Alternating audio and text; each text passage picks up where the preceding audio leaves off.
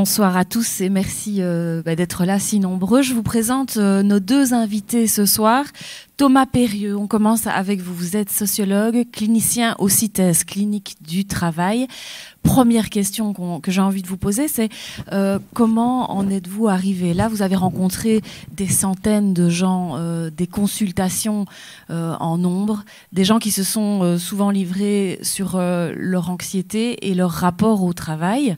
Et c'est de ça, globalement, qu'on va parler avec vous avant de présenter notre deuxième invité. Mais comment en êtes-vous arrivé aujourd'hui aux conclusions que vous allez nous présenter? C'est tous ces témoignages compilés? Oui, c'est vrai que c'est un long parcours. Ça fait une vingtaine d'années que j'interviens dans ce centre. C'est une clinique du travail. Alors moi, j'étais chercheur, je suis toujours enseignant-chercheur, et puis j'ai souhaité développer cette pratique qui est une pratique d'écoute. Et c'est important, je pense, d'avoir des lieux d'écoute et de parole, là où peut-être que dans la vie courante et dans le milieu de travail, on n'a plus tout à fait l'espace nécessaire pour parler, pour se parler, pour parler aux autres. Et les questions de travail sont décisives aujourd'hui.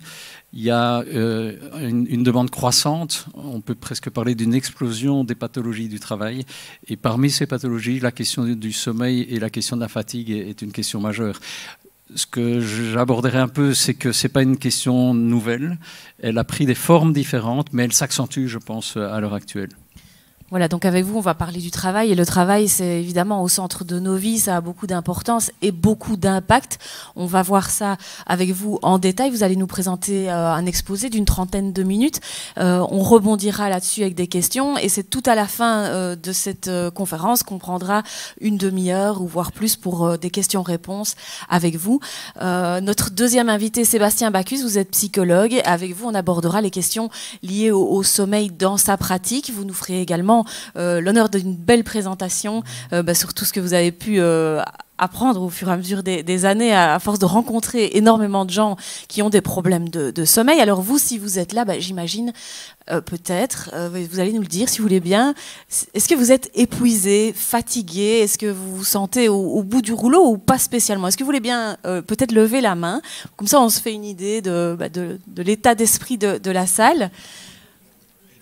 Donc la question c'est, est-ce que au bout du rouleau, fatigué, épuisé, il y a quand même une main sur deux qui se lève. Est-ce que c'est pas étonnant finalement? C'est un peu le mal du siècle, cette fatigue chronique ou pas, mais cette grosse fatigue. Thomas Périeux? Le mal du siècle, on le dit. Alors, elle a beaucoup de facettes et ça, je pense que ça va être un des points de notre échange et de notre discussion. Il y a beaucoup de dimensions qu'on peut englober sous le terme de fatigue. J'en évoquerai certaines. L'ennui, une pente qui va vers la dépression, l'anxiété est associée aussi. Donc, on a des facettes multiples, mais c'est vrai que cette plainte devient massive. Et voilà, aujourd'hui, on est ici, on en témoigne les uns et les autres de cet état où on peut se trouver comme écrasé de fatigue. Est-ce qu'il faut établir un contraste entre ce qu'on peut appeler fatigue industrielle, ennui bureaucratique et épuisement productiviste? Est-ce qu'il faut différencier tout ça? Alors voilà, là vous entrez déjà dans le vif du sujet. C'est un peu l'idée de contraster des époques historiques. Celle du début du 20e, fin 19e, début du 20e, une phase d'industrialisation massive et une fatigue qui tient vraiment à l'effort physique. Après, ce que je vais essayer d'un peu cerner, c'est des formes d'ennui qui demeurent, mais qui sont quand même un peu différentes de ce qu'était la dépense d'énergie physique dans le travail, par exemple le travail à la chaîne. Et aujourd'hui, peut-être qu'il y aurait effectivement quand même quelque chose d'un peu spécifique à ce qu'on appelle l'épuisement, ce qui est désigné sous le terme de burn-out, qui est aussi là une enveloppe un peu large, mais qui demande précision. Et je pense que ça peut être important d'essayer de clarifier un peu ces dimensions, ces facettes. Est-ce qu'il y a une différence entre bonne et mauvaise fatigue? Et ça va jouer?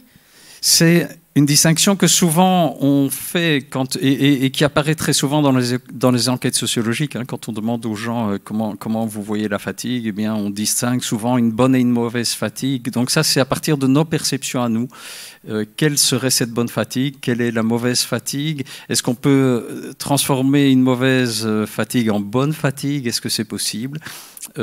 L'intention de certains auteurs était de dire la bonne fatigue, c'est celle qui peut finalement nous être profitable parce qu'elle résulte d'une œuvre. On a travaillé et on a la satisfaction de cette œuvre. Ça, c'est la bonne fatigue. Mais est-ce qu'elle est encore au rendez-vous aujourd'hui? Question majeure pour le milieu de travail. Je ne suis pas certain qu'on puisse encore dire qu'après sa journée de travail, on peut être heureux d'être fatigué. C'est une des facettes à réfléchir, en tout cas. Oui. Alors, Sébastien Bacchus, avec vous, on parlera dans votre exposé, là on rentrera dans le vif du sujet, on parlera du sommeil, des pratiques du sommeil et de comment finalement il a évolué. Où est-ce qu'on en est finalement avec le sommeil? Donc oui, dans mon exposé, je vais essayer plutôt de décrire le sommeil pour qu'on puisse le comprendre, pour mieux l'aborder, mieux interagir avec lui, parce qu'on doit être acteur de sa santé, c'est le principal. C'est l'idée de ces débats, de ces conférences aujourd'hui, c'est comment je vais pouvoir contrôler quelque chose que je crois ne pas pouvoir contrôler.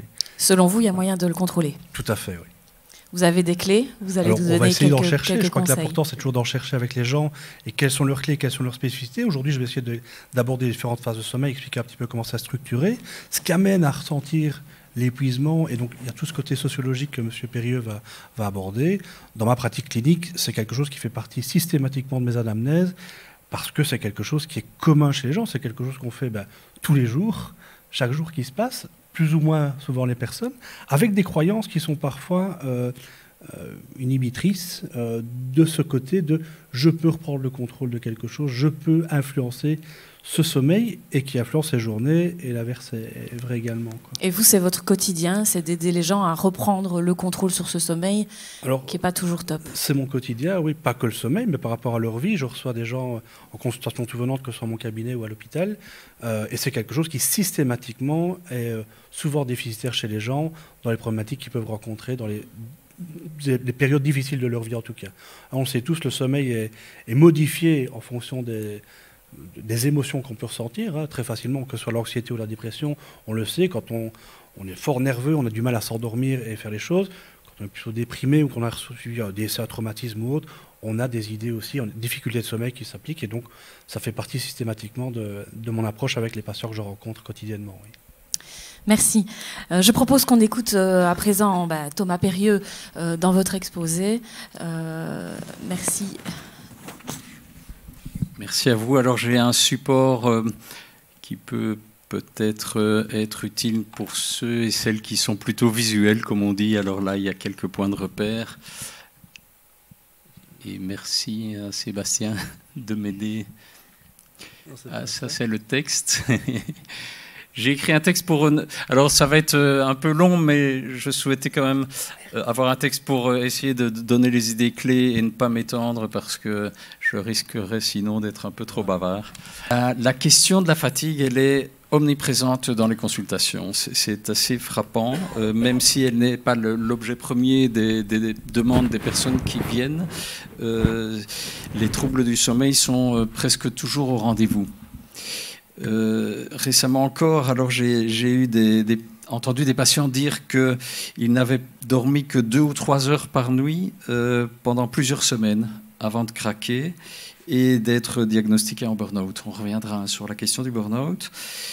On peut se demander comment est-ce qu'ils en sont arrivés là, qu'est-ce qui les a conduits à un tel régime de fatigue, mais peut-être aussi comment est-ce qu'ils ont fait pour tenir jusqu'au point de rupture.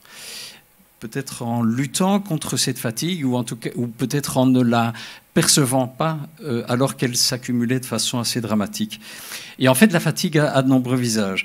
On peut la voir comme un sentiment, un état.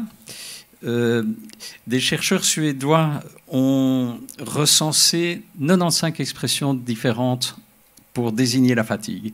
Vous voyez que c'est très très large dans les perceptions et les indications ordinaires, hein, pas celles de spécialistes du sommeil ou de la fatigue, mais quand on interroge les gens sur leur ressenti de la fatigue, il y a au moins 95 mots qui peuvent exprimer ce sentiment. Alors je dirais que pour nous, la fatigue est aussi un symptôme. Ce n'est pas seulement un état, c'est aussi quelque chose qui vient manifester des évolutions. Alors évidemment, un état personnel difficile à supporter, mais aussi des évolutions sociales et en particulier des évolutions du travail. Cette fatigue a quelque chose à nous dire, pas seulement pour les personnes qui la ressentent, mais aussi pour le milieu de travail et peut-être pour l'organisation sociale tout entière. Donc je vais me centrer sur la fatigue associée au travail, qui est une question classique des sciences sociales et cliniques, mais on pourra élargir par la suite la focale aussi à d'autres dimensions. Donc, 3 époques historiques, c'est une façon un peu de systématiser l'évolution. L'hypothèse sous-jacente, elle est contenue en fait dans le titre de la soirée. On passerait de l'usure physique à des contraintes de stress, de burn-out, qui sont désignées comme davantage psychiques. Je partage globalement l'hypothèse, mais je vais la nuancer un tout petit peu parce que il y a certainement des ruptures entre les 3 époques historiques, mais il y a aussi des continuités, ce que je vais essayer de souligner. Donc, première époque, c'est la fatigue industrielle, vous la mentionniez tout à l'heure. Cette fatigue qui fait l'objet d'une attention très importante au début du XXe siècle, elle est associée à des efforts physiques. Ce sont les efforts fournis au travail physiquement qui provoquent cette fatigue.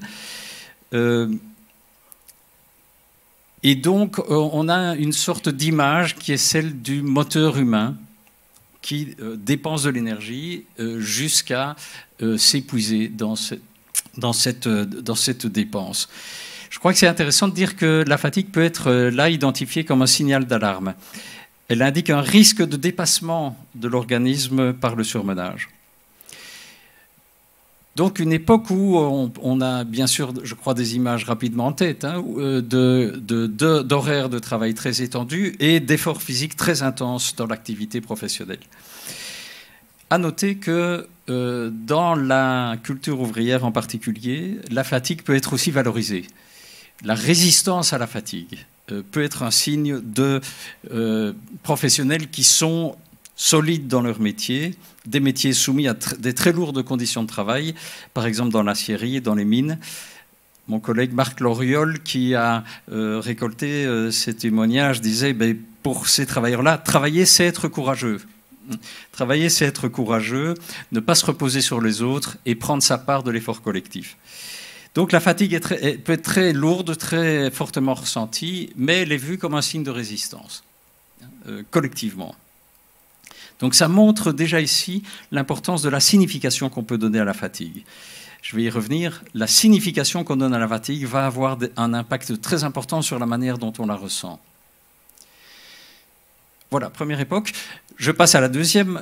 Ça, je l'ai désigné sous le terme d'ennui bureaucratique, mais c'est vrai, pas seulement dans le travail de bureau, ça l'est aussi, par exemple, dans les grandes entreprises de production.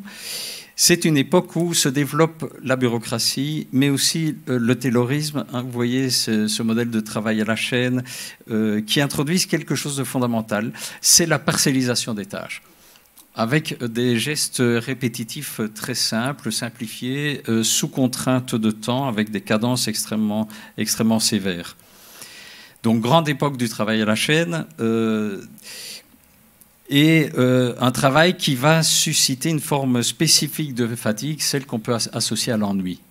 Je ne sais pas si certaines d'entre vous s'ennuient, mais quand l'ennui est massif et continu, c'est insupportable. Et ça suscite une fatigue intense. Parce que l'ennui est destructeur. C'est ce qu'on appelle le bore-out, alors c'est encore... Oui, aujourd'hui, on désigne cet ennui sous ce terme-là. Je ne sais pas pourquoi on a besoin d'utiliser des anglicismes ou des termes anglo-saxons. C'est vrai aussi pour burn-out. Le bore-out, oui, l'ennui massif... ça m'arrive très rarement, mais j'ai eu une fois ou deux des patients en consultation qui disaient que En 2 heures, ils avaient fini leur journée de travail. Donc le reste de la journée, c'est l'ennui massif. Et c'est tout aussi pénible à supporter qu'une surcharge intense.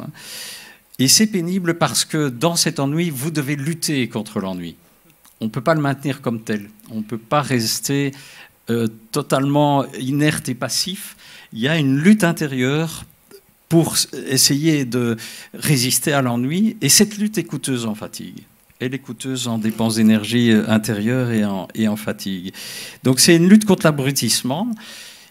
Et un trait assez étonnant, c'est que dans ces contextes-là, comme vous devez vous empêcher de penser, vous devez lutter contre l'ennui, et parfois vous le faites en vous accélérant vous-même. Ça a été montré pour des travailleurs à la chaîne qui allaient plus vite que les cadences imposées. C'est très étonnant parce que les cadences étaient déjà très soutenues. Eh bien, ils cherchaient à battre encore un peu plus la machine. Oui, donc si le cerveau n'est pas stimulé correctement, il s'ennuie. S'il effectue des tâches répétitives, il s'ennuie. Oui. D'où l'importance d'un job qui correspond finalement à ce qu'on souhaite. Ça, c'est l'idéal. Cet ajustement possible. Mais on voit déjà avec votre question que c'est une question à la fois personnelle. Comment est-ce que je peux m'impliquer dans mon travail pour y trouver un certain intérêt? Et c'est une question d'organisation. Si vous êtes dans un contexte de surcharge systématique, vous aurez beau essayer de gérer les contraintes et de vous ajuster, il y a un point qui ne tient plus. Donc c'est à la fois individuel, personnel et collectif dans l'organisation. Vous disiez qu'il faut ressentir sa propre fatigue, donc il faut vraiment être à l'écoute des signaux dans son travail, puisque c'est de ça qu'on parle là maintenant, être à l'écoute des signaux qui ne sont pas, où on n'est pas aligné finalement. Oui, et ces signaux, ils peuvent effectivement relever d'un épuisement physique, mais c'est aussi toutes les tensions intérieures au-dessus desquelles on passe. Par exemple, quand on est amené, j'anticipe un peu la suite, à exécuter un travail qui ne correspond pas à ses propres valeurs. Là, il peut y avoir des tensions internes extrêmement fortes. Et si on est obligé de passer au-dessus systématiquement, sans s'arrêter, pour essayer de traiter ces contradictions, alors je pense qu'effectivement, l'épuisement gagne peu à peu. Est-ce que vous avez souvent rencontré des gens qui occupaient une fonction finalement qui ne leur correspondait pas du tout et qui se sont épuisés là-dedans ? Ça dépend ce que vous entendez par une fonction qui ne correspond pas. Ce qui est très fréquent, c'est des personnes qui sont soumises à des injonctions contradictoires. Par exemple, faire mieux avec moins de moyens et plus vite. Et ça, c'est assez fréquent à notre époque. C'est presque omniprésent. Hein. Mais ça amène une injonction peut-être plus néfaste qui est de dire sacrifie la qualité de ton travail. Donc, fais du travail de mauvaise qualité. Ça, on l'entend maintenant de façon assez récurrente. Et pour un professionnel qui est attaché à la qualité de son travail et aux règles de son métier, ça veut dire sacrifier quelque chose de sa propre éthique professionnelle. Ça, c'est être en porte-à-faux par rapport aux autres et par rapport à soi-même. Et ça conduit, je pense, si cette tension n'est pas identifiée, ça conduit effectivement à une situation difficile à tenir à long terme. Alors c'est une situation courante, surtout en 2025, où on demande aux gens, voilà, vous faites plus avec moins. Qu'est-ce que vous conseilleriez justement face à cette injonction qui concerne un bon pourcentage des travailleurs? Voilà, il faut s'y opposer alors? Ou pas? Je garde un temps d'arrêt pour réfléchir, pour ne pas, si vous voulez, donner l'impression qu'on puisse avoir une solution facile, que les surporte. C'est toujours des situations complexes et c'est toujours au cas par cas. Ce qui me paraît quand même transversal, c'est l'idée qu'il est absolument indispensable de pouvoir revenir au réel du travail. C'est-à-dire là où on a des difficultés à réaliser ces tâches et où justement ces difficultés rendent le travail intéressant. Les challenges alors? Pardon? Les challenges qu'on peut rencontrer au travail et qui vont être surmontés et qui seront source de satisfaction. Oui, moi je ne formulerai pas ça en termes de défis, mais c'est cette idée, oui. Si vous voulez, moi je dirais plutôt des obstacles. C'est peut-être un peu plus négatif dans la formulation, mais c'est pour dire que ce sont quand même des moments où on n'y arrive pas. On n'arrive pas à exécuter ces tâches, on n'arrive pas à réaliser la production attendue, on n'arrive pas à la qualité qu'on souhaite. Là, il y a des obstacles. C'est particulièrement vrai dans les métiers de l'humain. Alors, je ne sais pas si parmi vous, on peut refaire un petit test, si vous voulez bien. Qui travaillent dans les secteurs sociaux, dans les hôpitaux, où la surcharge de travail est réelle. Voilà, il y a des pénuries, d'ailleurs. Il y a même là une large dominante dans notre public, hein, de personnes de ce secteur. Nous sommes là dans des secteurs où les contraintes de travail sont extrêmement fortes. La difficulté du métier est très grande. Si on n'a pas effectivement des possibilités de s'arrêter à certains moments dans ce qui devient une cadence continue pour prendre un temps de recul, alors je pense qu'on glisse petit à petit dans ce risque de se faire prendre dans un engrenage et de ne plus avoir le temps de déplier ce qui est problématique dans les situations de travail. Alors quand vous dites s'arrêter, ça veut dire des vacances ? Non, c'est des vacances. Le problème des vacances, peut-être que M. Bacchus l'abordera, c'est qu'on a parfois des alternances terribles entre des moments d'intensification du travail trop fortes et puis un relâchement extrême dans le moment des congés. Non, les temps de recul, c'est au quotidien, dans le flux du travail quotidien. Et au fond, c'est une distinction qui apparaît notamment avec la phase là de l'ennui bureaucratique, c'est cette distinction entre le rythme et la cadence. Je trouve ça très beau à réfléchir. La cadence, c'est ce qui vous est imposé de l'extérieur. Et je pense que si on discute un peu avec ceux qui ont levé la main dans les métiers de l'humain, ils vont nous dire à peu près tous, on a accéléré les cadences. Moi, j'ai des témoignages de professionnels, par exemple, du monde des soins, notamment les maisons de repos, donc des soignants, des aides-soignantes, à qui on demande de faire une toilette en 5 minutes. Si vous voulez, dans ces conditions-là, la qualité, la saveur du métier est complètement perdue. Donc, ça met le professionnel dans le sentiment de trahir ses propres valeurs. Ça, c'est la cadence. Je pense que contre la cadence, il faut réussir à retrouver le rythme du travail, c'est-à-dire, au fond, une temporalité comme un tempo, un peu comme un tempo musical, où il y a des variations. Ce n'est pas tout le temps sur le même rythme, ou justement pas tout le temps sur la même cadence. Vous avez des variations, vous avez des temps d'arrêt, vous avez des temps de recul, même bref. C'est un terme de l'ergonomie, hein, les temps de recul. C'est un terme des spécialistes vraiment de l'analyse de l'activité fine, qui disent que ça peut être vraiment très bref, quelques minutes où on peut se reculer de la situation, réélaborer les choses, réfléchir à ce qu'on fait, redynamiser aussi le sens de ce qu'on fait. Ça, c'est sur le plan individuel. Et puis l'autre versant qui me paraît décisif, c'est ce qu'on peut renouer en termes de solidarité collective. Combien de lieux de travail sont aujourd'hui désertés en termes de qualité des réunions d'équipe, par exemple.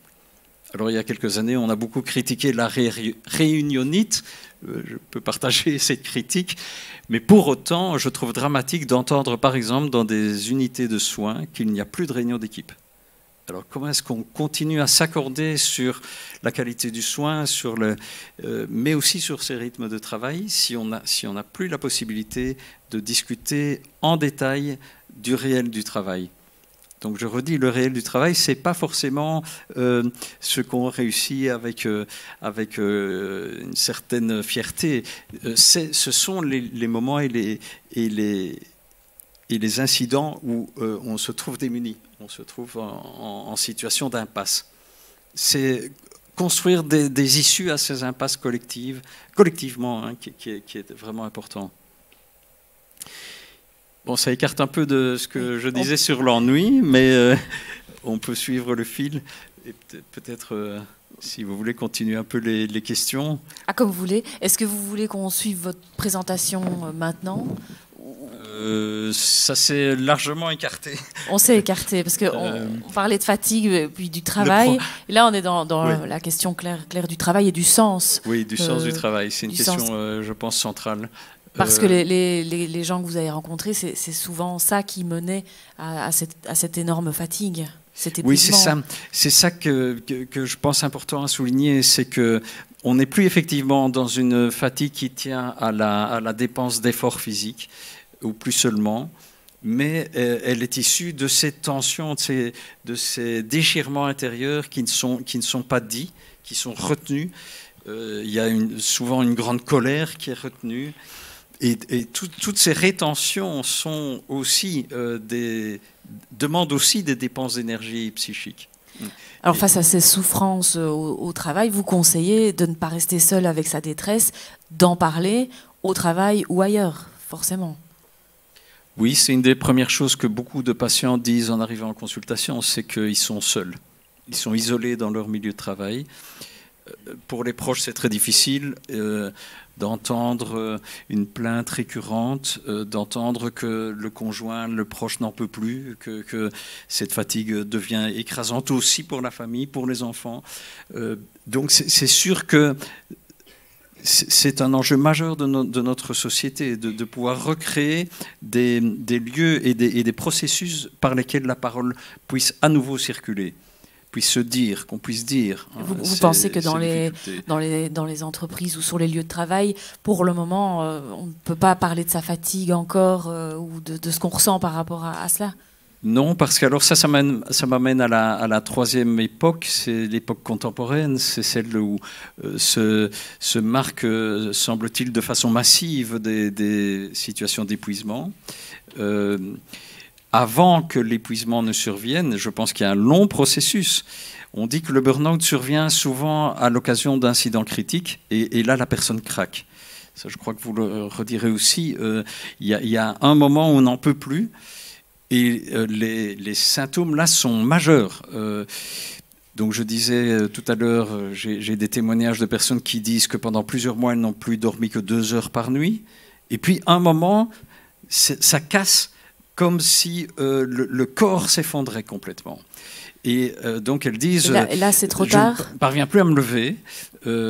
J'ai un témoignage aussi assez récent d'une professionnelle qui disait qu'elle a été paralysée pendant la nuit, paralysie générale pendant une 20aine d'heures. Alors c'est extrêmement angoissant. Il n'y a pas d'atteinte somatique, c'est un processus d'effondrement intérieur. Vous dites c'est trop tard, oui, c'est une crise qui advient, qui survient. Tout l'enjeu, c'est d'abord de dire que ce n'est pas l'incident critique en particulier qui déclenche et qu'on résoudrait la situation si on supprimait cet incident. Parfois, ça tient à peu de choses. Moi, j'ai entendu plusieurs fois, par exemple, des professionnels dire que c'est suite à une petite altercation avec un collègue ou avec un supérieur. Ça, c'est la goutte d'eau qui fait déborder le vase. J'avais un patient qui disait c'est le seau d'eau qui a fait déborder le vase, tellement la coupe était pleine. Bon, ce n'est pas l'incident en soi qui est décisif, c'est tout le chemin qui y a mené. Et puis c'est cette cassure qui est extrêmement impressionnante, parce que là, c'est comme si toutes les réserves s'étaient épuisées. Alors idéalement, il faut être attentif aux signes annonciateurs. Il y a le fait de ne plus dormir, il y a d'autres choses, être incapable d'accomplir des tâches de la vie quotidienne normalement, sans difficulté. Oui. Bon, peut-être là, il faut repréciser un tout petit peu ce qu'on entend par burn-out, qui est donc traduit habituellement par épuisement professionnel. Moi, j'ai préféré dire effondrement. Donc, j'ai publié un ouvrage sur les consultations où je parle plutôt de l'effondrement, pour indiquer à quel point c'est plus qu'un épuisement qui pourrait être encore surmonté par une récupération facile, rapide. Pardon, j'ai perdu le fil de la question. Je disais, comment est-ce qu'on fait pour prévenir plutôt que guérir, ne pas franchir cette ligne rouge dont vous parliez, et être attentif aux signes annonciateurs de ce fameux burn-out? Oui, c'est évidemment ce qu'on peut espérer, une perspective de prévention. De plus en plus, il nous semble que dans nos consultations, les personnes arrivent en arrêt de travail, donc si on veut, quand d'une certaine manière la ligne est franchie, donc c'est moins préventif que plutôt dans une perspective de reprise après souvent des longues périodes d'arrêt de travail. Alors, est-ce qu'on peut être attentif aux signaux précurseurs? Donc, c'est ça que je voulais dire. Dans l'identification du burn-out, au départ, il faut rappeler que c'était vécu par des soignants, précisément. Donc, c'est des personnes qui sont très investies dans une relation, qui leur demande un engagement personnel intense et qui petit à petit donc risque d'épuiser leur capacité d'écoute, leur empathie. Donc un des signaux précurseurs, c'est le fait qu'on s'insensibilise progressivement à la souffrance de l'autre et à sa propre souffrance. Mais ça, précisément puisqu'on s'insensibilise, on n'est pas attentif. C'est justement ce qui permet de tenir, entre guillemets, mais sans conscientiser que la situation se dégrade et que peut-être on est en train de franchir des seuils successifs. Alors ça, c'est un signal. Il y en a d'autres du point de vue des capacités de concentration qui sont affectées, qui petit à petit aussi deviennent parfois inquiétantes. Mais de nouveau, je pense que c'est la dynamique spécifique du burn-out, c'est d'être pris dans cet engrenage qui ne permet pas le recul, qui ne permet pas de s'arrêter en disant « là, je suis en train d'en faire trop » ou « je suis en train de ne plus avoir de temps de respiration ». Si vous permettez, je voudrais donner un exemple qui est quand même assez marquant. C'est l'exemple, le cas d'une professionnelle qui était dans une entreprise amenée à assumer une fonction de responsable du personnel sans avoir le titre ni la fonction officiellement. Elle a dû faire des licenciements collectifs à répétition et avec des méthodes qui étaient à la limite de la légalité. Elle arrive en consultation en disant « mais est-ce que c'est normal ? Cette espèce d'ornière dans laquelle je me suis placé. » Et au fond, c'est ce moment critique qui devient intéressant. Mais tant qu'elle fonctionnait dans ce système, elle n'avait pas ce temps de recul nécessaire pour s'interroger, pour se dire qu'elle était prise dans un schéma de fonctionnement qui était contraire en fait à ses convictions. Et on voit là ce qui apparaît comme une sorte de socle aussi d'une souffrance qu'on a appelée la souffrance éthique. La souffrance éprouvée du fait de devoir commettre des actes contraires à ses propres valeurs. Cette souffrance-là, si elle s'accumule et que vous fermez les yeux et que vous vous insensibilisez, je crois qu'elle contribue au processus d'épuisement.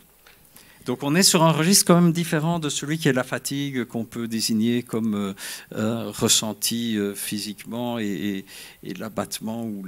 On est vraiment là sur des questions spécifiques liées aux conditions actuelles du travail. Comme lorsque le personnel soignant, qui est très souvent passionné par son métier et qui voit beaucoup de sens, doit, comme vous l'aviez dit, effectuer des tâches de manière rapide et sans y accorder l'humanité qu'il souhaite. C'est un peu la même chose. Oui, c'est ça. Et donc, ça pose, je crois, la question de l'organisation collective du travail. La professionnelle dont je parlais, qui m'a dit qu'elle n'avait dormi que 2 heures par nuit et puis qui avait abouti à cette paralysie générale, elle expliquait clairement que son service était en sous-staff, donc en pénurie de personnel depuis plusieurs mois, sinon plusieurs années. Alors, ce qu'elle dit, peut-être ça c'est un point qu'on pourra discuter, c'est que on lui a conseillé de s'intégrer dans des programmes de gestion du stress. Mais elle dit, moi, je veux bien gérer mon stress, mais tant qu'il n'y a pas plus de personnel dans le service, la charge de travail restera excessive et la fatigue associée restera écrasante. Je pense que c'est une alerte importante. Là, on est sur un autre registre de signaux. Ce n'est pas simplement les signaux qu'on peut percevoir pour soi, c'est aussi qu'est-ce qui se passe dans le monde du travail et l'organisation collective des tâches, avec des décisions qui sont des décisions de restriction du personnel, amenant chacun à essayer de colmater les brèches. Alors elle me disait, elle a lutté jusqu'au bout pour ne pas s'arrêter, parce qu'elle savait que si elle s'arrêtait, ça reportait des charges supplémentaires encore sur ses collègues. Et je crois que si on est un peu attaché à son travail, on partage très globalement cette option de dire que s'arrêter, c'est un échec, pas seulement pour soi, mais aussi pour le collectif. Tant qu'on ne change pas quelque chose aussi dans cette modalité d'organisation du travail, on n'en sortira pas, je crois, avec le seul plan des dynamiques individuelles. C'est important, bien entendu. Dans notre centre aussi, on propose des approches corporelles, par exemple, mais ce n'est pas suffisant. Si on se limite à ça, je crois qu'on met une emplâtre sur une jambe de bois. Sébastien Bacchus, on entend ici qu'on a quelqu'un qui travaille en dormant 2 heures par nuit. Voilà, c'est l'occasion de venir avec vous sur le sommeil. Si on connaît son sommeil, on a plus facile d'en prendre le contrôle. Oui, je crois que cette notion de contrôle, et c'est ce que M. Perrieux abordait, c'est d'abord un contrôle personnel, mais amener les gens à contrôler leur sommeil, c'est se tromper de cible. Je crois qu'il y a un côté personnel, il y a un côté d'abord sociétal, institutionnel et puis personnel. Et quand on demande aux gens de reporter cette charge, de reprendre le contrôle de leur stress ou de leur anxiété, c'est se tromper de cible. Et c'est pas ce qui va résoudre le problème, c'est leur faire porter encore plus de responsabilités. Et je crois que là, c'est contre-productif, justement, quoi. Donc la notion de contrôle, et la perte de contrôle est dans le burn-out les deux sens. C'est individuel, mais ça doit d'abord être traité de manière collective, donc institutionnelle, avec les réunions d'équipe, et de pouvoir partager cette souffrance, et de partager les solutions et les problématiques qu'on peut rencontrer. Et puis au niveau sociétal, je crois on doit élargir le débat à quelque chose de différent que quelque chose d'individuel. Mais en effet, on rencontre les gens en clinique avec des problématiques individuelles, et c'est là qu'on doit traiter les choses. Et puis, quel est l'impact des gens, quel contrôle ils peuvent reprendre sur l'institution, notamment par les réunions d'équipe, parce qu'en effet, elles se font peut-être de moins en moins, et les volontés institutionnelles, et puis avec des objectifs qui sont différents. Ouais. On parlait dans le soin, et parlons des maisons de repos par exemple, il y a un impératif maintenant économique là derrière qui ne permet plus de faire son travail comme on le souhaite. Mais l'économie, la société, c'est une chose, l'institution en particulier en est une autre, et puis le travail individuel est encore quelque chose d'essentiel. Mais tant que les choses sont pas en adéquation, ça ne peut pas fonctionner. Et donc c'est la discussion, c'est le contrôle qui permettra de sortir de ce genre de situation. Au sujet du sommeil à proprement parler, est-ce que nos rythmes de sommeil ont changé? Est-ce qu'on dort moins que nos ancêtres? Est-ce que ça, il y a clairement une diminution de la qualité du sommeil? Alors la qualité, la quantité et la qualité, c'est deux choses différentes. Pardon. Je reviendrai tout à l'heure là-dessus, mais d'abord la quantité, oui, il semblerait qu'on dorme moins qu'avant, qu'on dorme différemment. La qualité en tant que telle, elle est similaire, si ce n'est que les heures de sommeil que l'on perd, c'est souvent, on va dire, les heures de fin de nuit. On ne peut pas perdre les heures de début de nuit. C'est des heures de sommeil plutôt paradoxales. Et le sommeil paradoxal permet justement de résoudre tous ces conflits émotionnels. Et donc, par rapport à ça, peut-être que justement, dans le fait de perdre pied, ça peut être cette perte de qualité peut amener au niveau de la journée aussi des pathologies qui n'existaient peut-être pas avant ou différemment, ou qui s'expriment différemment aujourd'hui, oui. Donc, le sommeil ne s'est pas dégradé, c'est pas ça qui s'est passé. Il s'est certainement déstructuré et on a... Ouais. Vous nous expliquerez alors en détail avec votre PowerPoint. Je vais essayer d'y répondre tout à l'heure, en effet, oui, mais je crois que les choses se sont modifiées, c'est une évidence. De manière contrainte et forcée souvent, par le rythme qui nous est imposé, et puis surtout le fait qu'on est peu enclin à faire attention à soi, et ces signes extérieurs qui nous demandent d'en faire toujours plus, et qui vont à l'opposé de ce que notre corps nous raconte. Et quand on est dans ce décalage, il y a une perte de sens, il y a une perte de réalité, et donc oui, les choses ont évolué, mais c'est très multifactoriel que pour répondre de manière précise par rapport à ça. Alors oui, on a perdu en heures de sommeil, oui, en qualité. L'impact de l'un, de l'autre, l'œuf ou la poule, c'est encore un grand débat aussi, quoi. Alors on verra avec vous d'ici peu, justement, ces fameux rythmes de sommeil, c'est important de bien les comprendre. Hein. Oui, cette notion, je vais l'aborder tout à l'heure, c'est pour comprendre les choses, pour pouvoir les contrôler. Comprendre les choses au niveau individuel, comprendre les choses au niveau institutionnel et sociétal, et c'est vraiment les trois grands axes sur lesquels on doit pouvoir réfléchir. Mais en effet, dans une société actuelle, on nous oblige, entre guillemets, à être responsable de notre santé, c'est une chose, mais en débattre de manière sociétale, c'est quelque chose de différent. Voilà, ça c'est quelque chose qui est fondamental. Je prendrai un peu la similitude avec la grève. Les gens maintenant font grève sans savoir nécessairement pourquoi ils font grève, et surtout ils ne vont pas en discuter avec leurs collègues. Et donc il y a une perte de sens aussi de la grève, de pourquoi on le fait, au niveau individuel, au niveau sociétal et collectif, quoi. Mais voilà, c'est encore un autre débat, mais c'est quelque chose où on se rend compte que quand on demande les gens pourquoi ça se passe comme ça, ils ne savent pas toujours répondre aux questions, quoi. Alors pour en revenir à ce qui nous concerne aujourd'hui, Thomas Perrieux, le travail, donc on l'entend, il a une part de responsabilité, ou en tout cas la façon dont on l'envisage, il a une part de responsabilité dans cette grande fatigue. Hein. Mon micro. Oui, je pense. Alors, c'est pas seulement le travail, bien entendu. Il y a toute cette question des renforcements réciproques entre la fatigue au travail et la fatigue hors travail. Ça pose aussi, par exemple, la question des répartitions de charges entre hommes et femmes. La double journée qui reste très fréquente pour les femmes, beaucoup plus que pour les hommes. Donc, avec aussi l'idée que pour certains travailleurs, au fond, le travail est fatigant, mais est en même temps, comme il est valorisé, une façon de supporter mieux les fatigues hors travail. Alors, ça ouvre aussi une question immense sur la fatigue de ceux qui sont sans emploi. Je pense que pour beaucoup, on peut dire que la recherche d'emploi est un travail à temps plein, si pas plus, et que là, en plus, toute la question de la dégradation de l'image de soi à travers la privation d'emploi est énorme. Donc, il y a aussi cette dimension de la fatigue spécifique à ces situations de vie. Maintenant, si je peux prolonger un instant encore sur cette question du travail, je pense qu'on ne peut pas exclure un climat général qui s'est, je pense, renforcé, mais qui a peut-être émergé à partir des années 80, qui est celui d'une société de la performance. Ça a été montré par de nombreux auteurs, un virage à la fin des années 70, suite probablement à ce qui s'était passé en mai 68. Dans le monde du travail, on a réintégré des grandes revendications de mai 68. On a critiqué l'autorité, on a critiqué la bureaucratie, l'ennui, on a critiqué le manque d'autonomie. Et en même temps, ce qui est apparu, c'est cette promotion de la performance. Performance individuelle en particulier, à travers notamment les évaluations individualisées des performances, qui ont fait exploser un certain nombre de solidarités des collectifs, mais surtout qui ont infusé cette idée qu'il s'agissait d'être performant, pas seulement au travail, dans toutes les sphères de la vie, et de se rapporter à soi comme si on était une petite entreprise à faire fructifier. Plus qu'une machine, une entreprise, quelque chose que vous pouvez valoriser. Et ça peut susciter notamment de l'anxiété, d'abord de la honte de ne pas être à la hauteur des attendus, mais aussi de l'anxiété, par exemple, de ne pas avoir trouvé les bonnes opportunités.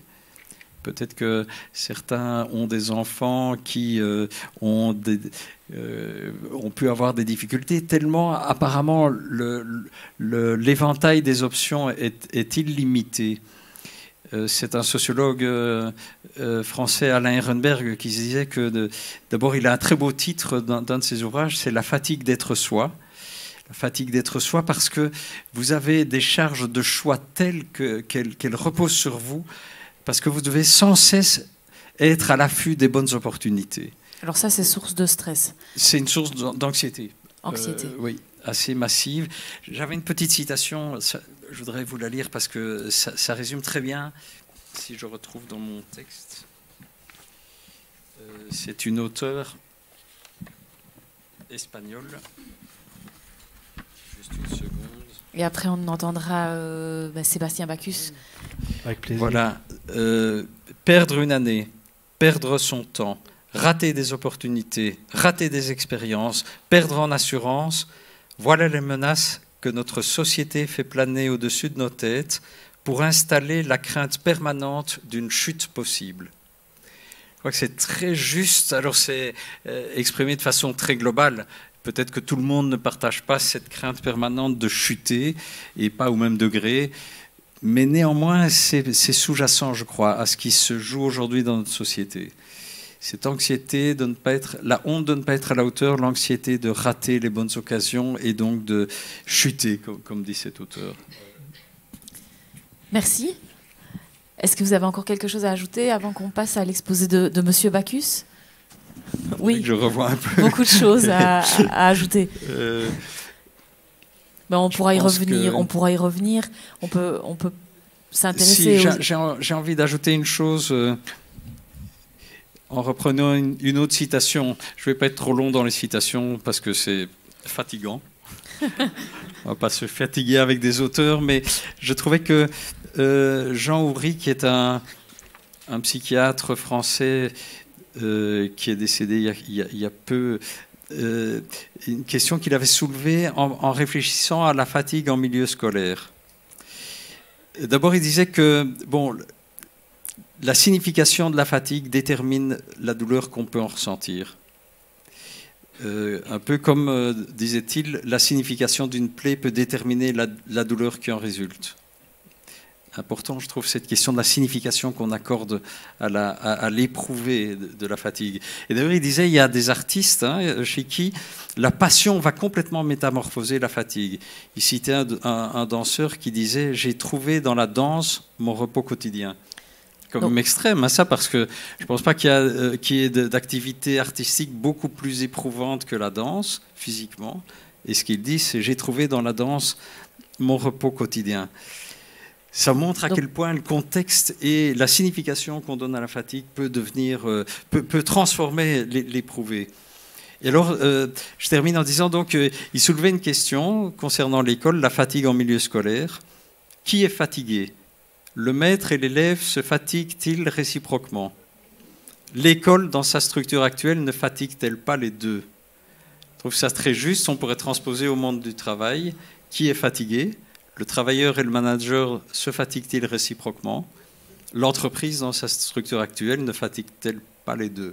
Il me semble qu'il y a vraiment à réfléchir sur cette interaction, pas seulement la fatigue éprouvée seule, mais le milieu et la structure de travail dans laquelle on peut s'épuiser. Merci pour tous ces éclaircissements. Sociologiquement, on y voit un petit peu plus clair, et pratiquement, maintenant, on va parler du sommeil. Sébastien Bacchus, c'est un thème que vous connaissez super bien. Vous avez tout le temps des gens qui viennent vous consulter à ce sujet-là. Ils vous parlent d'abord de la qualité de leur sommeil. C'est ça. Oui, d'abord, c'est une souffrance personnelle, et le sommeil fait partie toujours des problématiques que les gens peuvent rencontrer. Oui. On va voir, je vais essayer d'ici de peut-être structurer pour qu'on puisse comprendre et reprendre le contrôle du sommeil, de comprendre un petit peu comment fonctionne le sommeil, parce que souvent ce sont des choses qu'on croit connaître et qu'on ne connaît pas nécessairement. Je vais lancer la présentation alors. Je vais, dans cet exposé ici, revoir un petit peu les choses de manière pratique sur les sujets que je vais pouvoir aborder. Et donc, en effet, l'évolution du sommeil aux fonctions des âges, mais M. Périeux l'a déjà abordé ici. Les phases de sommeil pour comprendre un petit peu comment se structure le sommeil, parce que c'est quelque chose qu'on ne nous a pas appris, et que c'est important de comprendre les choses pour reprendre la main dessus.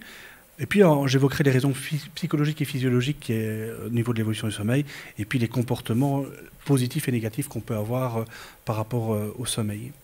Donc, clairement, au niveau de l'évolution du sommeil, et M. Périeux l'a dit, il y a toute une société qui a évolué, mais la structuration du sommeil a évolué par rapport à ce qu'on pouvait faire ou pas faire. Jadis, on allait dormir avec les poules, c'est plus le cas.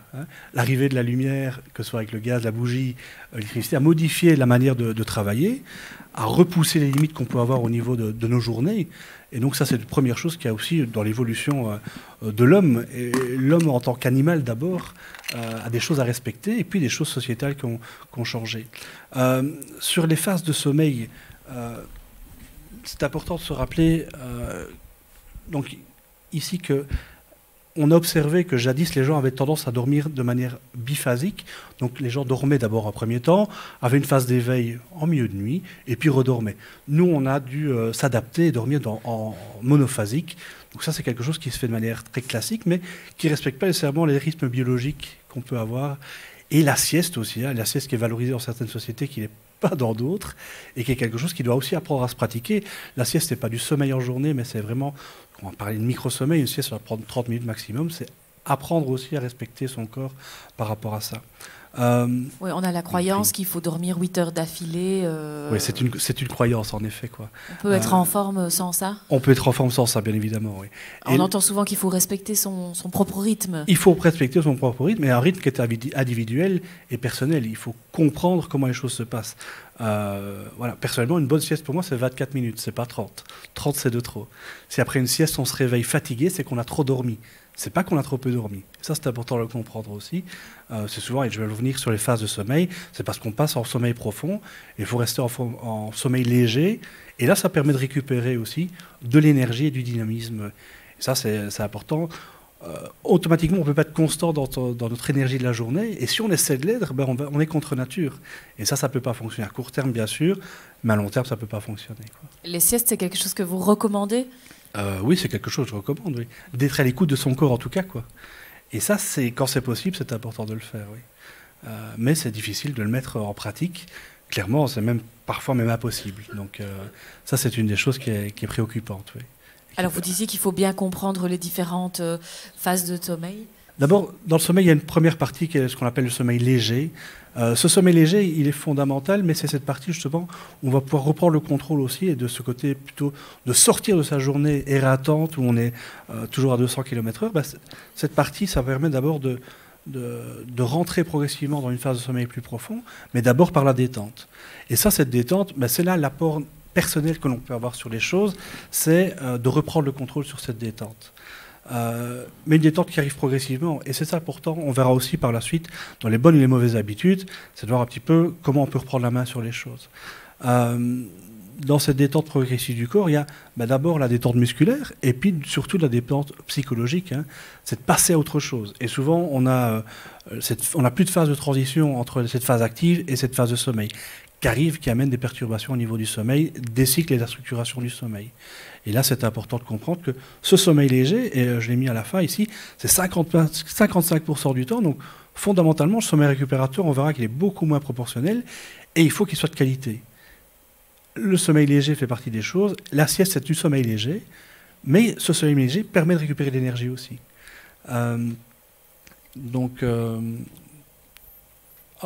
Si je passe sur la phase de sommeil profond, et cette phase de sommeil profond, elle est vraiment importante, comme je l'ai remarqué, sur la récupération physique. Et ça, c'est important. Il y a une fatigue psychologique et une fatigue physique qui peuvent apparaître, et ce sont deux choses différentes, hein. Monsieur Périeux l'a abordé tout à l'heure dans son exposé. Mais il y a un impératif physique au niveau de la récupération de l'énergie, la récupération musculaire, la récupération cellulaire, qui sont importantes, et au niveau du système immunitaire, bien évidemment. Parce qu'on sait bien que quand on est plus fatigué, on est plus susceptible de tomber malade, notamment. On l'a tous observé à des moments divers et variés, notamment l'hiver. Hein. L'hiver, on chope plus facilement les choses parce qu'on est souvent plus fatigué aussi pour des raisons multiples. Cette phase de sommeil profond, elle ne représente que 20% du sommeil. 20% du sommeil, ce n'est pas beaucoup. Alors, il faut qu'on va la préserver et comprendre quand elle arrive. Et je vais vous l'expliquer un petit peu après. Mais cette phase de sommeil profond, elle arrive en début de nuit. Puis il y a l'autre partie du sommeil, c'est le sommeil paradoxal. Celui où on va rêver, et lui a un impact important et un effet sur la structuration psychique. C'est là qu'on va résoudre les problèmes de la journée, donc tout le côté émotionnel. On va refaire sa journée, on va préparer celle du lendemain, alors que sur la journée au niveau du travail, au niveau émotionnel, au niveau familial, les idées fantasmées aussi, les valeurs, toutes ces choses-là vont être confrontées dans le sommeil paradoxal, et ça, c'est important de comprendre l'importance de ce sommeil paradoxal. Et dans les pathologies que l'on peut rencontrer, au niveau de la régulation de l'humeur et de l'émotion, ce sommeil paradoxal est important. Et ce que je disais tout à l'heure, c'est que ce sommeil paradoxal arrive surtout en fin de nuit, et peut-être, et c'est une hypothèse, là je ne suis pas sûr de ce que je dis, que le fait de perdre des heures de sommeil, on perd le sommeil paradoxal, et parfois dans la gestion émotionnelle de nos journées, quoi, et de nos difficultés qu'on peut avoir au quotidien. Mais ceci, s'il y a une chose sur les phases de sommeil qu'on devrait retenir, c'est celle-ci, c'est que c'est en début de nuit qu'on a le plus de sommeil récupérateur. Et en fin de nuit, on en a le moins, c'est là qu'on va rêver. Donc concrètement, si on est en début de nuit, on a beaucoup de sommeil récupérateur, plus la nuit va avancer, moins on va en avoir. Et le sommeil paradoxal, c'est l'inverse. En début de nuit, on va peu rêver, et en fin de nuit, on va beaucoup rêver. Alors c'est important de comprendre cette dynamique croisée. Et il y a un dicton qui disait que les heures avant minuit comptaient double, jadis. Alors c'est pas avant minuit, c'est les heures de début de nuit. Et ça, il faut bien le comprendre, c'est au début qu'on va commencer à se reposer. C'est pour ça qu'il faut se reposer dans de bonnes conditions, en étant détendu musculairement, et que ce soit un sommeil profond de qualité. C'est les premières heures de la nuit, les 2 premiers cycles, dans lesquels on va avoir 80% de la récupération d'énergie. Ça veut dire que si on considère classiquement qu'on a 4 phases de sommeil, mais c'est beaucoup plus spécifique que ça, mais des phases de sommeil qui vont durer en moyenne 2 heures. Alors les petits dormeurs, c'est plutôt 1h30, les gros dormeurs 2h30, mais en moyenne, on va dire 8 heures. Ça veut dire qu'après 4 heures de sommeil, on a déjà récupéré le maximum d'énergie, presque le maximum d'énergie, et donc ça peut être suffisant pour récupérer physiquement, à court terme. À long terme, ça pose problème. Mais déjà, c'est de comprendre que c'est les heures de début de nuit qui sont les plus importantes. D'ailleurs, on l'a tous vécu, que ce soit le dimanche ou le dimanche, quand on fait des grasses matinées, on va se réveiller plus fatigué que ce qu'on était si on s'était réveillé avant. Pourquoi ? Parce qu'en prolongeant sa nuit, on va récupérer aucune énergie, on va juste rêver. Et c'est là qu'on fait des rêves qui n'ont ni queue ni tête, entre guillemets, dont on va se souvenir aussi, parce qu'on rêve tous toutes les nuits, on ne se souvient de ses rêves que quand on se réveille pendant ce rêve ou juste après. Donc ça, c'est important de comprendre que le début de nuit, c'est le plus important. C'est là qu'on récupère de l'énergie, et en fin de nuit, c'est là plutôt qu'on va rêver. Donc si on perd de la fin de nuit, peut-être que là qu'on va moins rêver, mais c'est moins essentiel que le début de nuit. Mais il faut que ce début de nuit se passe dans des bonnes conditions. Et ces conditions sont souvent perturbées à l'heure actuelle, quoi. Est-ce qu'il faut idéalement enchaîner les différentes phases de sommeil, ou est-ce que certaines personnes ne les connaissent pas toutes les nuits? On peut pas les contrôler. C'est notre cerveau va les contrôler pour nous, il fait ça très bien.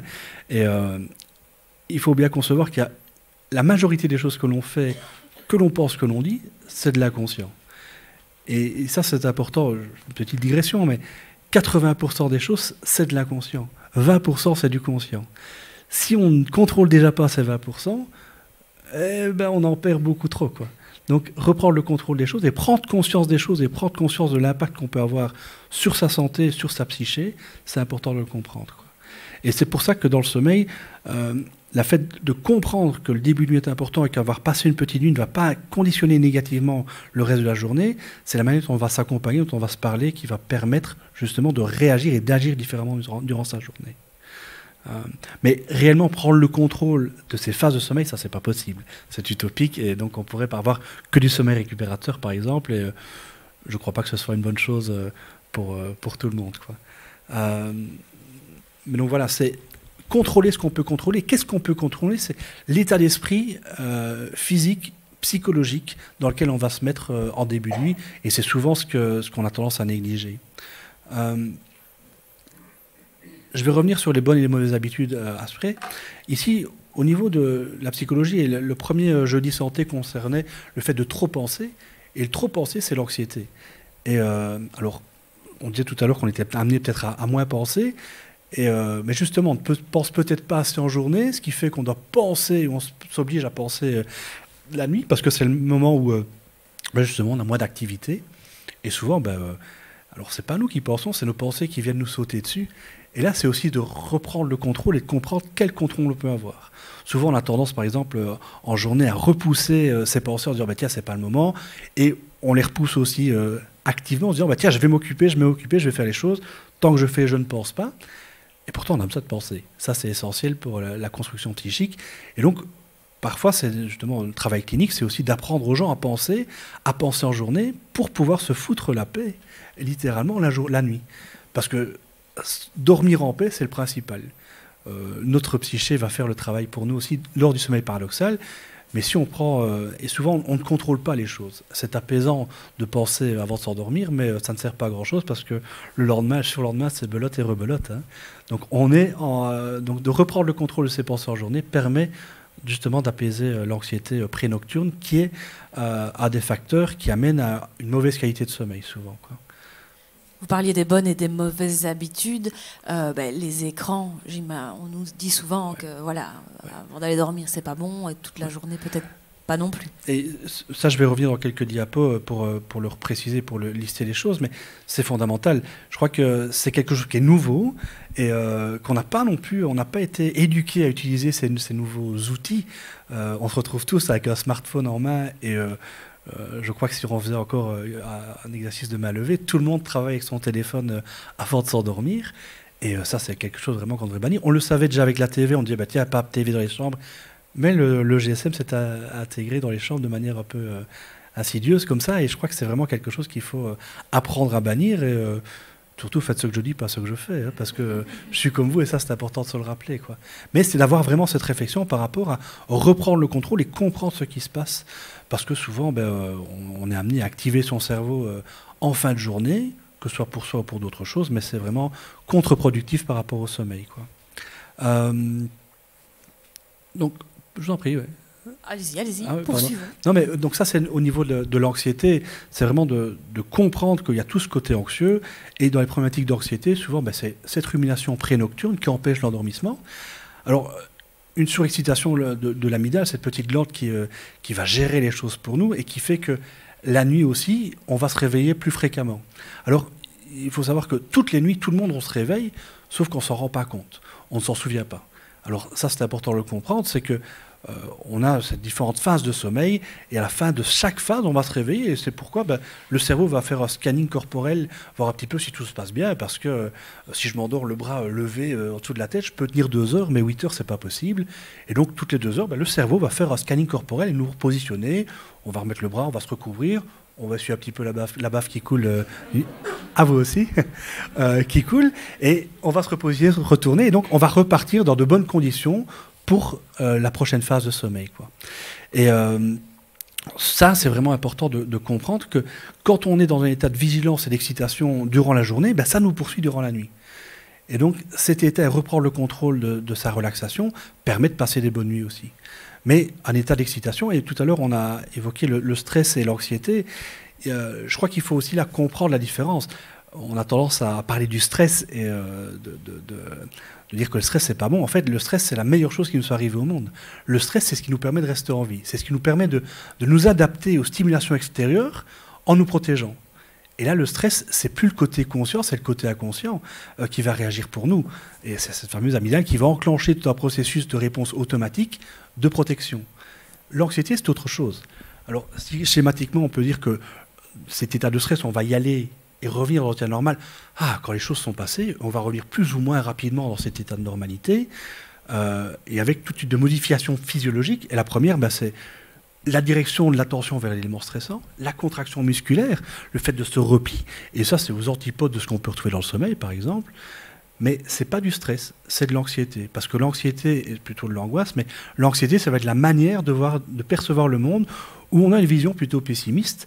On va avoir tendance à surestimer le danger des choses, sous-estimer ses capacités à y faire face, regarder les éléments du passé, les autres, ceux des autres ou les nôtres, et se projeter dans un futur plutôt anxiogène, quoi. Et ça, c'est une lecture, c'est l'anxiété, c'est une lecture du monde qui est biaisée, qui est erronée. Parce que souvent, ça correspond qu'à la lecture qu'on en a, et on met des lunettes plutôt noires, plutôt creuses à ce moment-là, quoi. Donc, c'est apprendre aussi à reprendre le contrôle de ses pensées, être critique par rapport à ce qu'on pense aussi, qui va permettre de mieux s'apaiser en début de nuit et en journée pour passer de meilleures nuits, quoi. Et ça, c'est quelque chose qui est fondamental dans le travail psychologique et clinique, c'est de réapprendre aux gens à reprendre le contrôle, à conscientiser l'impact qu'ils peuvent avoir de manière diurne et nocturne sur leur santé.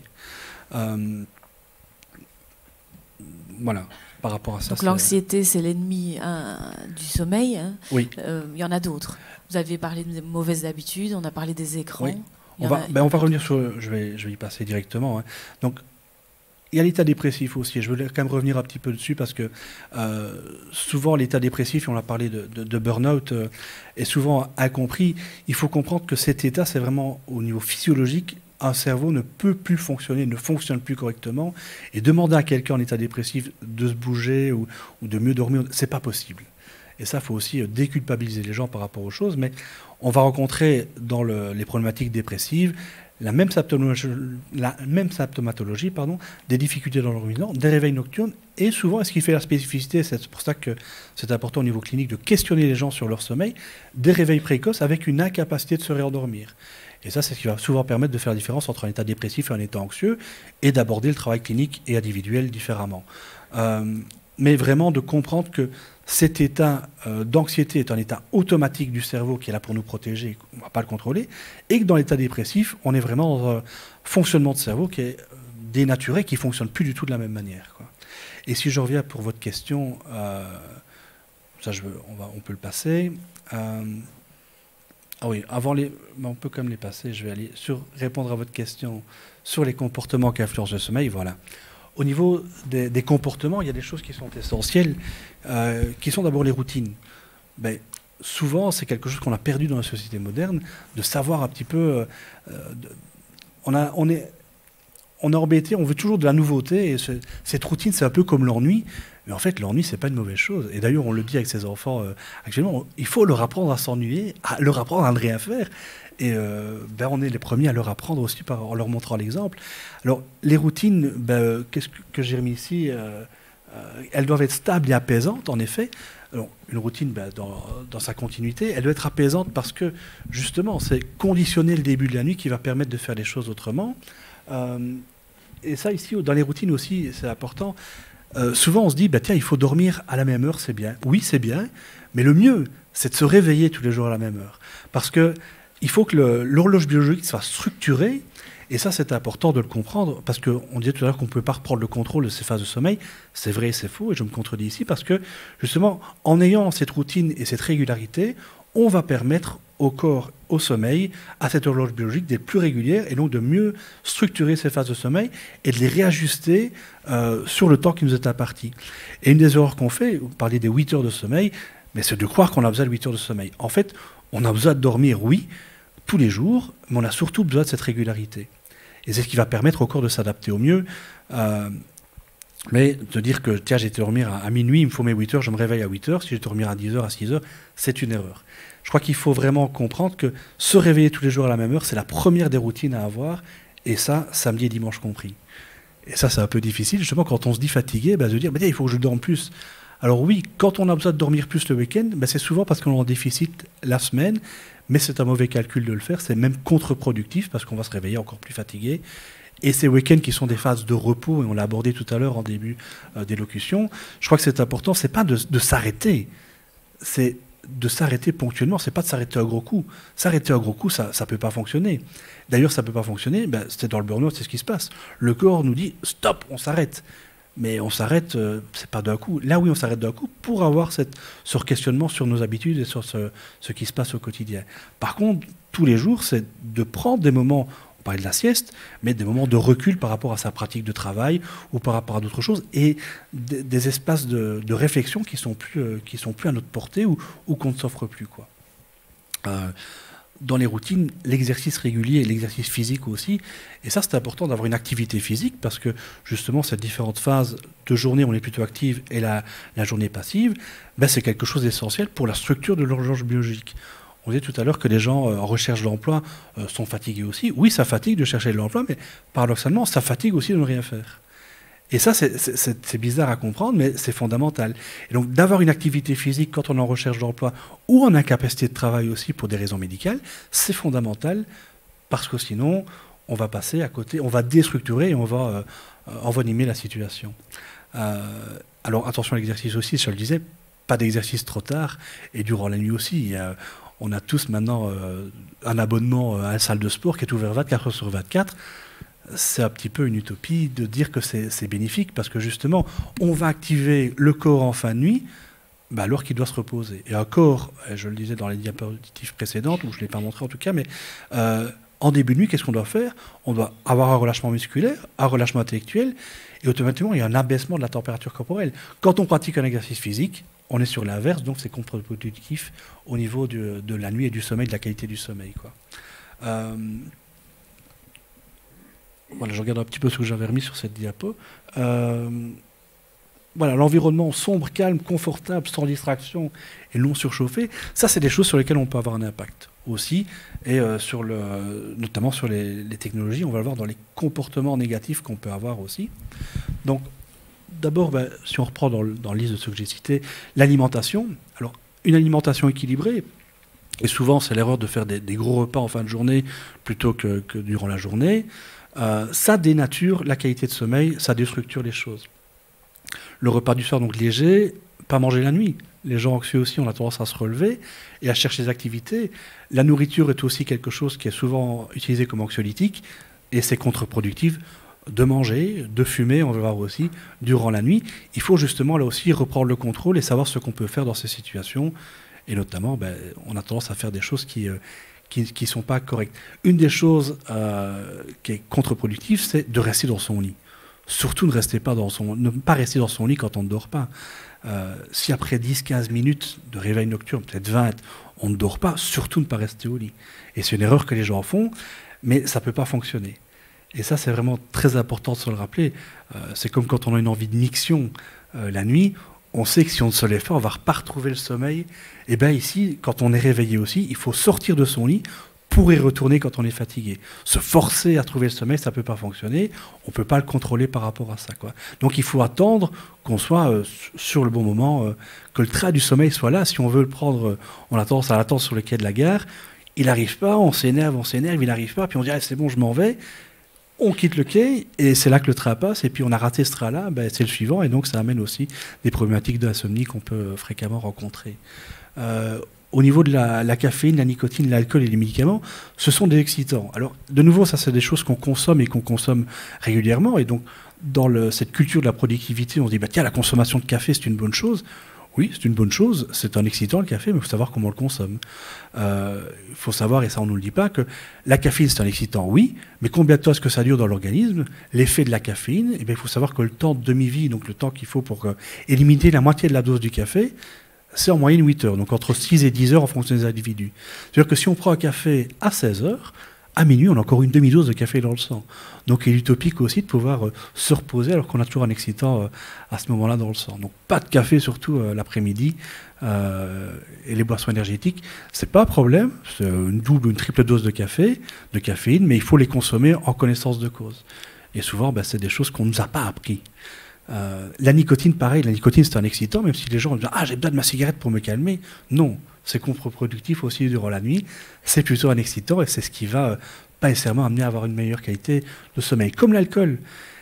L'alcool est un anxiolytique puissant, ça permet justement d'être plus détendu avant la nuit, et de s'endormir, oui, mais c'est une perception qu'on a du sommeil. On a l'impression de dormir, mais au niveau du phase de sommeil, on a beaucoup moins de sommeil récupérateur, donc on va se réveiller fatigué. Et de nouveau, ça c'est important de le comprendre. Les médicaments, autre chose, alors j'ai mis que c'était souvent les benzodiazépines. Les benzodiazépines, c'est tout ce qui est dérivé du Valium. Et donc c'est tous ces médicaments qu'on va souvent prescrire pour induire le sommeil, pour faciliter le sommeil. Mais en fait, c'est contre-productif aussi. Pourquoi? Parce que ça va diminuer l'anxiété, mais ça ne va pas la régler. C'est un peu le couvercle, comme je disais, le couvercle sur la casserole, mais si on ne coupe pas le feu de l'excitation, ça ne va pas servir à grand-chose. Mais par contre, c'est efficace, mais ça ne règle pas le problème. Donc, ça va rentrer dans la chronicité de problématiques de sommeil. On va croire qu'on dort bien, mais en fait, on ne dort pas bien, et on ne va pas régler le problème. Les benzodiazépines, c'est des médicaments qu'on ne devrait pas consommer plus de 15 jours et pas tous les jours.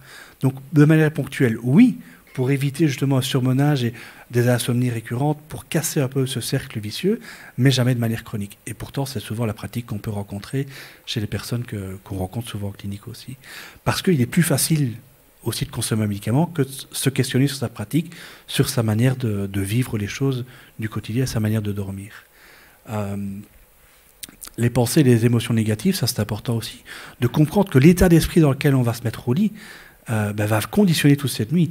Au niveau émotionnel, on va emporter avec soi, et c'est ce qui va conditionner nos nuits et nos rêves justement, et l'état d'excitation dans lequel on peut être. Donc, ne pas se coucher fâché avec son conjoint, on le sait, c'est important pour avoir des couples qui durent, mais surtout pour avoir une qualité de vie qui va durer aussi. Parce qu'il faut prendre conscience que cet état émotionnel, il faut pouvoir le gérer consciemment pour ne pas le subir inconsciemment par la suite. Donc prendre le temps de discuter, de communiquer avec l'autre et de communiquer avec soi, c'est ça qui va permettre d'être apaisé dans ce qu'on va pouvoir avoir par la suite. Et la télévision et les smartphones, bien évidemment, ils sont intégrés et rentrés dans les chambres. Et ça, c'est important de comprendre qu'on va avoir une activité cérébrale qui est à l'opposé de ce qu'on peut rencontrer dans ce qu'on va avoir besoin dans le sommeil, c'est-à-dire se mettre sur off, simplement. Et donc, si on prend son téléphone, qu'on regarde des vidéos qui ont l'air intéressantes, on est en pleine réflexion. On n'a pas besoin de ça à ce moment-là. C'est justement à l'inverse qu'on doit faire, c'est de pouvoir s'arrêter. Et s'arrêter, c'est un truc qu'on n'a pas appris à faire non plus. Parce qu'on est culpabilisé, comme on le disait dans la société, ou pour plein d'autres choses. Et on a cette envie de consommer, d'apprendre. Et c'est très intéressant d'apprendre. Mais ce qui est intéressant, c'est de comprendre aussi que, par exemple, toutes ces petites vidéos qui nous sont proposées, et je dis qu'ils sont proposées parce que souvent on les choisit plus, hein, c'est de manière algorithmique qu'ils nous sont proposées, donc c'est intéressant toujours. Et qu'est-ce que ça va faire? On ne va pas apprendre grand-chose, parce que si on nous questionne sur le lendemain, ce qu'on a retenu de ces petites vidéos, c'est pas grand-chose. Par contre, ça va nous permettre de sécréter de la dopamine, cette hormone de la récompense, et ça devient une drogue aussi, de consommer ces petites vidéos, de consommer ce savoir, de consommer ces petites choses. Et donc, il faut savoir que, ben oui, on est tous drogués et des toxicomanes. C'est quoi une toxicomanie? C'est avoir une manie, ne pas s'empêcher de consommer quelque chose qui est toxique. Ben, les écrans, ça en fait partie. Et ça, c'est les premières choses qu'il faut concevoir, qu'on fait des choses toxiques pour soi. Parfois, on a du mal à s'en empêcher. C'est cette fameuse toxicomanie. Ce n'est pas que la consommation de drogue comme on peut l'entendre. Alors, toute la problématique de la lumière bleue, dont vous avez déjà entendu parler, bien évidemment, qui va empêcher la sécrétion modifier la sécrétion de mélatonine, et donc de l'endormissement et des cycles du sommeil qu'on peut avoir. Et donc voilà, je disais, donc arrêter les écrans 1 heure avant d'aller dormir, et la lumière bleue, c'est une évidence dans l'hygiène de vie qu'on peut avoir. Et ça, c'est des choses qu'on peut contrôler, et apprendre à les contrôler, en en discutant, bien évidemment, parce que souvent, ce sont des choses qu'on ne nous a pas appris. On ne nous a pas appris ces bonnes pratiques du sommeil, et pourtant, c'est des choses essentielles, mais on n'en parle pas. On en parle peu, oui. Merci Sébastien Bacchus. Vous avez cité des préjugés qu'on peut avoir sur le sommeil, des fausses croyances, comme l'histoire des 8 heures qu'on est obligé d'avoir pour être en forme.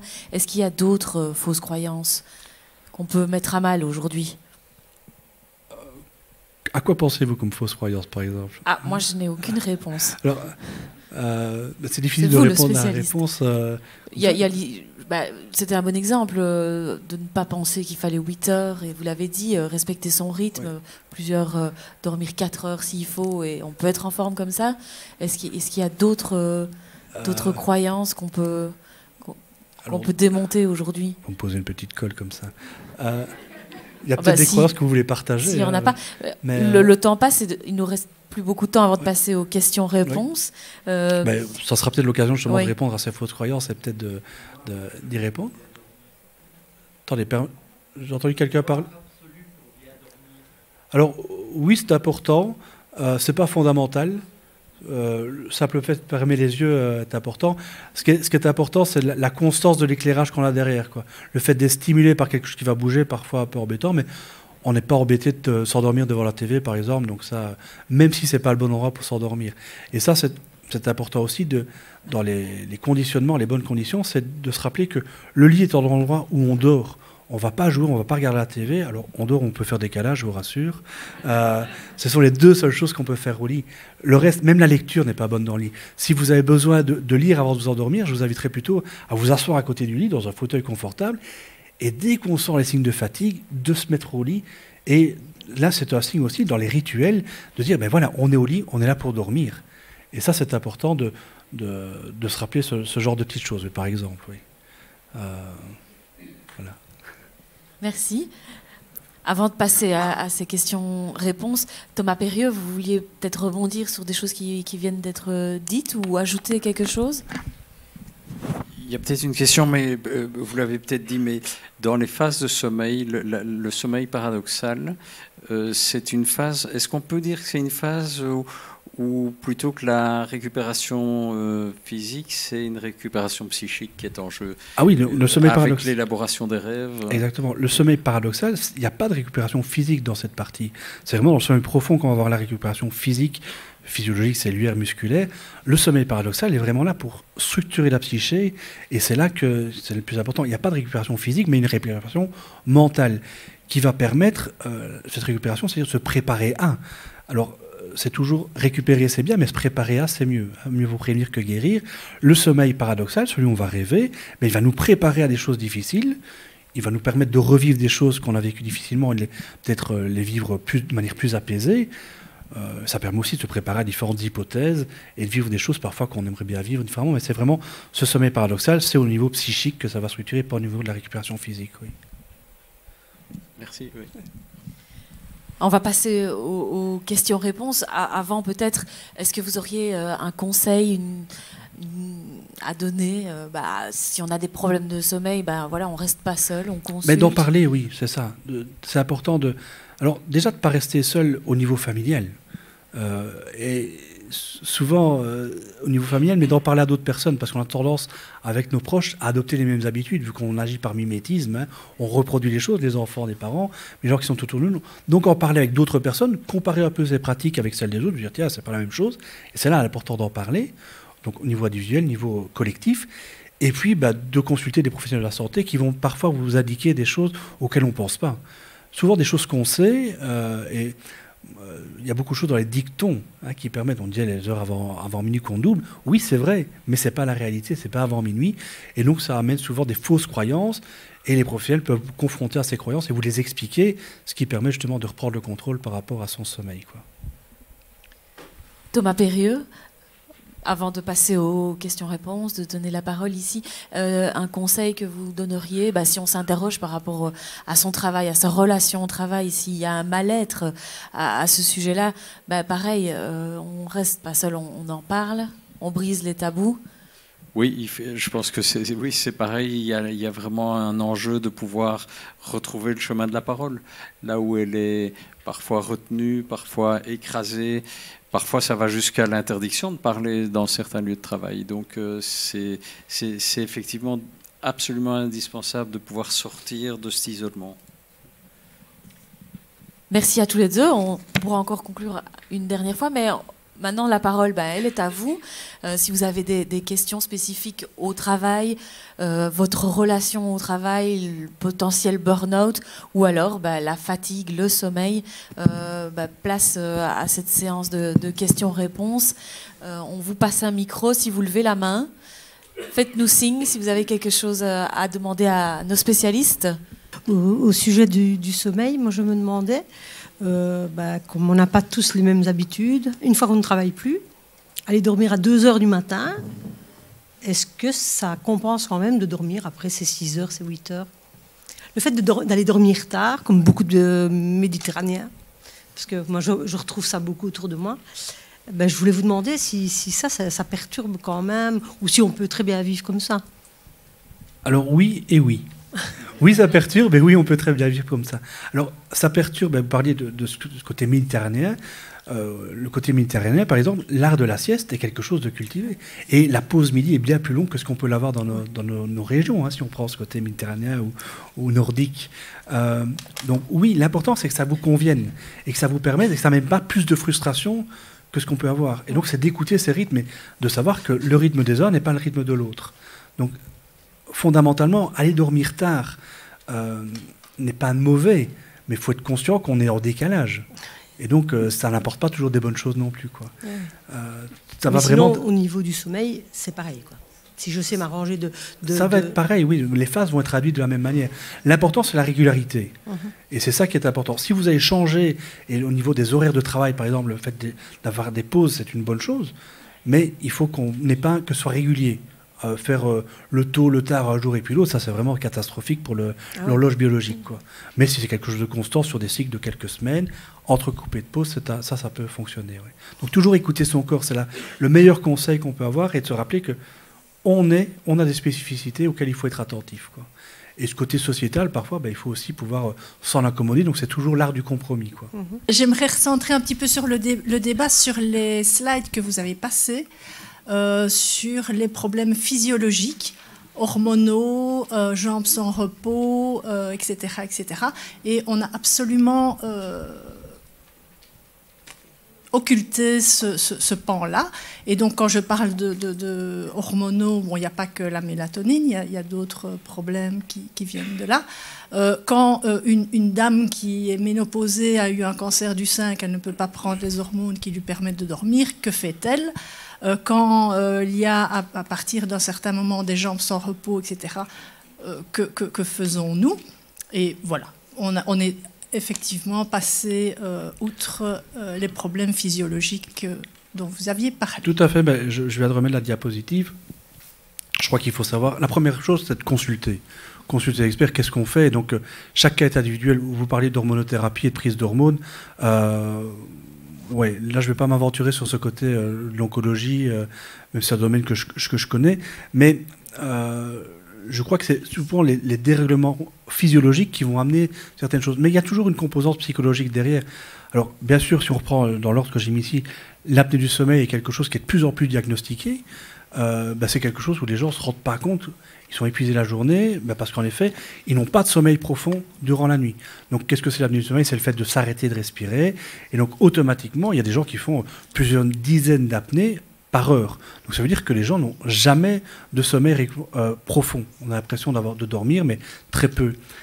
Les douleurs chroniques aussi, c'est quelque chose qui va influencer. Le fait qu'on a dit d'avoir des bonnes positions, de pouvoir se poser, s'apaiser aussi, le fait qu'on ait mal au niveau postural, que ce soit au niveau du dos ou autre chose, va induire négativement le sommeil. Donc c'est toujours, comme je le disais, multifactoriel. Et dans la problématique des douleurs, par exemple, il y a tout le côté anxiogène aussi qui va amener. Le fait de passer des mauvaises nuits, on se dit qu'on va passer une mauvaise nuit et ainsi de suite. Donc on est de plus en plus nerveux. Et donc c'est un cercle vicieux. Tous les troubles asthmatiques, les faits de difficultés respiratoires, la même chose avec les maladies cardiaques ou les maladies neurologiques comme le type Parkinson ou autres qui vont déstructurer le sommeil aussi. Le diabète, pareil.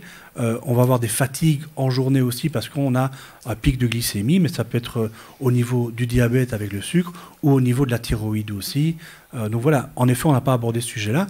Ça, c'est un sujet plutôt médical aussi. On aurait pu avoir l'apport d'un médecin aujourd'hui. Mais je crois que c'est important, en effet, qu'on avait dit de le dire, mais c'est quelque chose où, de manière individuelle, on a moins d'impact, moins d'influence aussi. Mais c'est important de le souligner, oui. J'ai l'occasion d'accompagner des personnes en burn-out, en épuisement professionnel aussi. Je ne suis pas médecin, mais j'ai remarqué dans ma pratique que c'était parfois intéressant d'évaluer le niveau de cortisol et de la fonction surrénale. Est-ce que c'est aussi quelque chose que vous préconisez et quelles sont les solutions derrière? C'était ma question. Alors, je vais répondre, comme vous l'avez dit, je ne suis pas médecin non plus. Donc, pour répondre, le cortisol, qu'est-ce que c'est? C'est cet hormone qu'on sécrète quand on est stressé et qui va nous ronger aussi, qu'on est stressé ou quand on est en colère. Hein. Donc, par rapport au cortisol, il faut savoir, par exemple, que une minute de colère, c'est 1 heure de cortisol dans le corps. 5 minutes, 5 heures, donc on est souvent en colère. Donc ça, c'est important, une colère sociétale, une colère contre soi. Et donc, le titrer au niveau de la prise de sang, oui, ça permet d'objectiver peut-être les choses. Et ça qui est souvent important, c'est d'objectiver la souffrance qu'on peut avoir, et c'est un des moyens aussi qui peut être utilisé pour objectiver quelque chose qu'on a du mal souvent à expliquer, et d'objectiver ce ressenti physique qu'on peut avoir par rapport à ça, quoi, oui. Merci beaucoup à tous pour vos questions. Merci de vous être intéressés à ce sujet. Merci d'avoir été attentifs pendant 2 heures. Merci à nos 2 spécialistes pour tous ces éclaircissements. On espère que vous avez appris quelque chose ce soir. Rendez-vous dans 1 mois pour un autre thème, des jeudis santé. Est-ce qu'on a un mot de la fin avant de se quitter, avant de se dire au revoir? Oui, mais je crois que c'est la philosophie des Jeux de santé. Soyez acteurs de votre santé, acteurs de vos vies, acteurs de la société. Et c'est là que ça va s'améliorer au mieux, en tout cas, si je pouvais partager quelque chose. Oui. Thomas Périeux. Pas mieux, c'est parfait. Voilà, merci beaucoup d'avoir été attentifs.